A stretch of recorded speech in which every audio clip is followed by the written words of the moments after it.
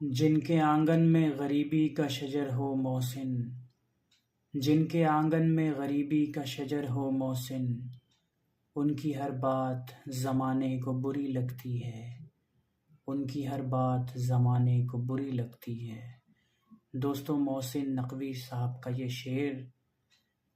किसी भी शख्स के गुर्बत को, उसकी मजबूरी को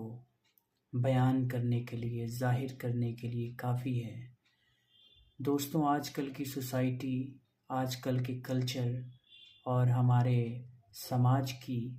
ये रीति रिवाजों में शामिल हो चुका है कि अगर कोई दौलतमंद है तो उसे ही रिस्पेक्ट दी जाती है, अगर कोई पैसे वाला है तो उसे ही इज़्ज़त दी जाती है, और अगर वो दौलतमंद, वो सो कॉल्ड पैसे वाला कोई गलत काम भी कर